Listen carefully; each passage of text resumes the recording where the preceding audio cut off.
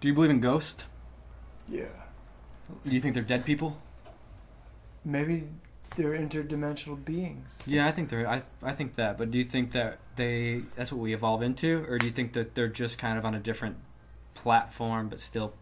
They're just on another platform, another dimension. And you think sometimes the barrier kind of blends a little bit, and we just kind of, I don't know, merge worlds temporarily, and that's what these experiences are?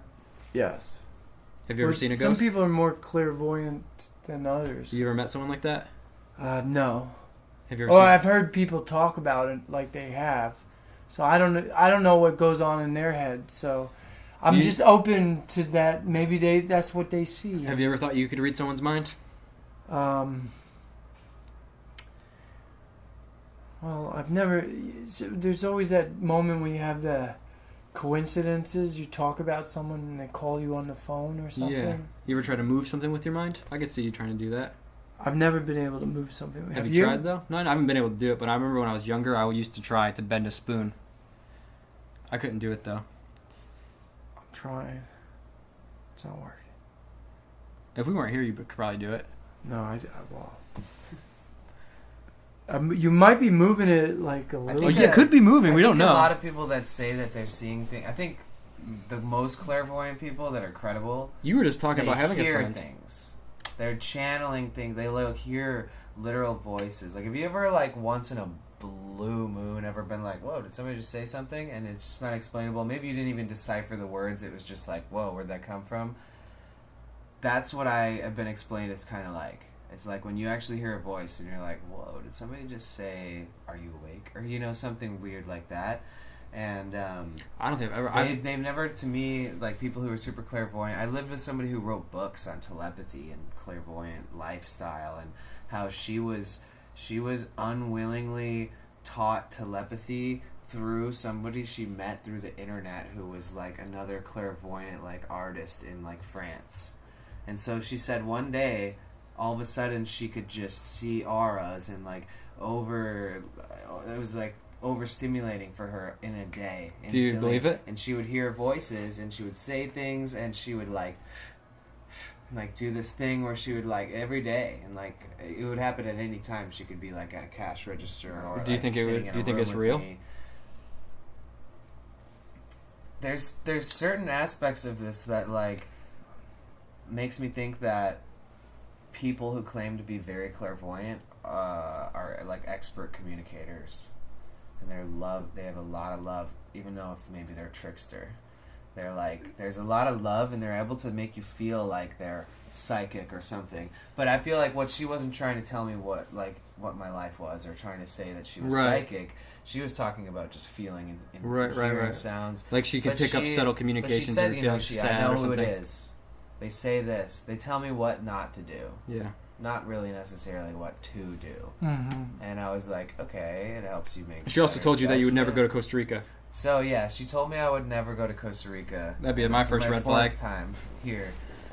So like over time, you're actually just sitting in a room right now. I kind of wondered if it was like something that she's experiencing in life that this is her process, and she would always ask about psychedelics and stuff. I don't know if it's just because I don't know. She lived in San Francisco, so. But she would always ask, "Can you give me it? Can you give me it?" And I was like, "Yeah, probably." And then, but I never really wanted to. For some reason, I was just extra careful. I didn't want to like throw her off over the edge. And then one day she went out on her own and got some, and then she kind of just lost it. She went over the edge. Yeah, I walked into the room and she had a gigantic the pirates mirror in her head on kicked the her floor, on the plank. like a big mirror on the floor. And she had some stuff written on it and candles all over it. It was very witchy, right? Which I think it's kind of cool, right? But at the same time, it was very serious and very like intentional with some interesting energy.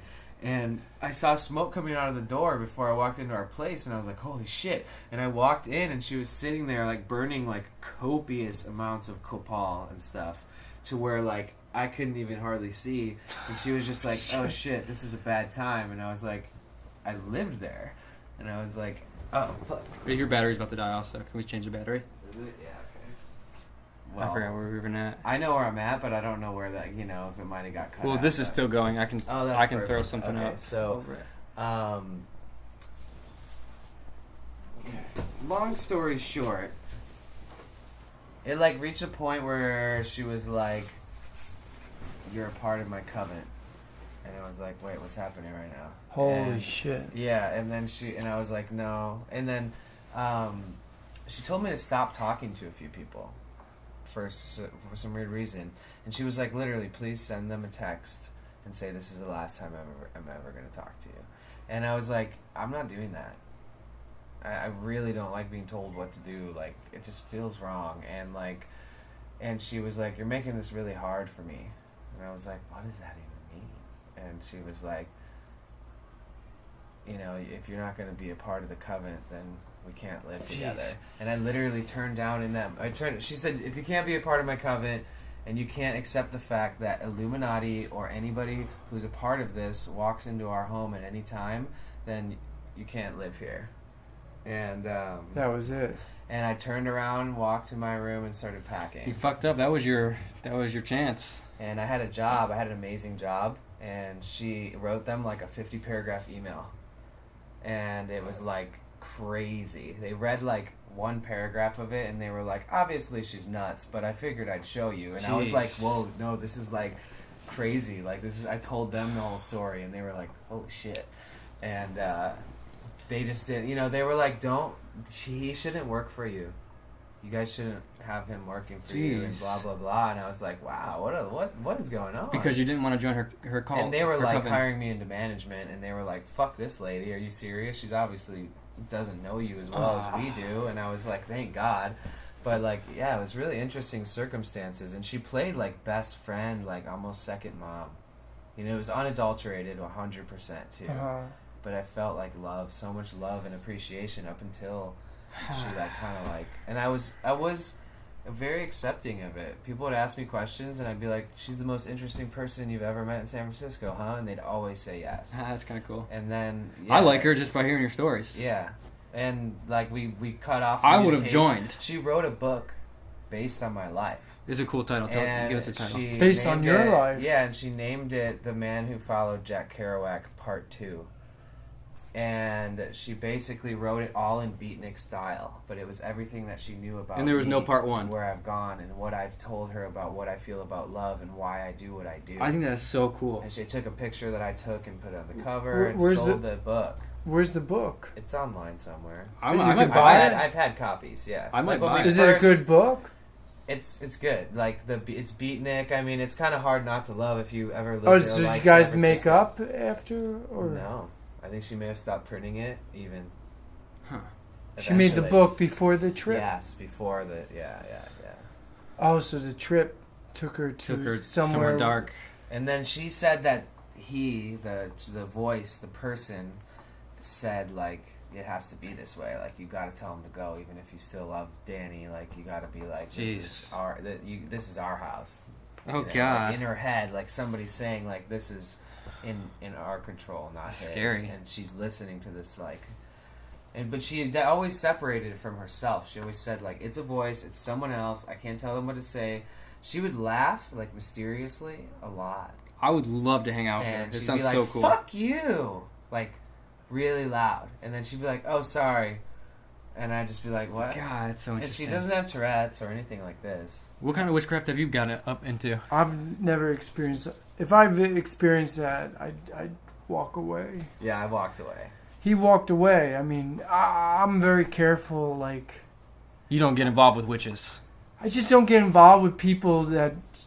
I mean, I don't mind witches. I don't mind warlocks. But when you have somebody who's trying to control somebody else, it's I gotta just push all that magic out of the window. Yeah. And it's an ego thing or something like the ego or something they're construing it as witches or whatever or demons, but they really just want control of their whole environmental situation. It's not learning to be among people, but to take over. And You ever thought you were possessed? Maybe. When I was young, but I got rid of those demons. Did you go through an exorcist? No, I had my imaginary Satan character. Oh, cool. I was like, oh, this Satan is trying to attack me. I had the whole binary thing, the polarity thing, like Satan character and the angel character, and I was like, but I didn't realize that's like the beginning of your neurosis, you know, like it doesn't help. It doesn't help to have those two characters, because they're not real. Maybe they help you evaluate a measurement, but there's a better way to measure things, like to just. Yeah. What's up, guys? My name's Dakota. That's Shiva right there, and this is A Place for Humans podcast clips. That's what this YouTube is. And this is clips from my podcast, A Place for Humans. And if you want to see more, click subscribe. And make sure you check us out on iTunes and Spotify and here on YouTube. A Place for Humans. Everyone's welcome.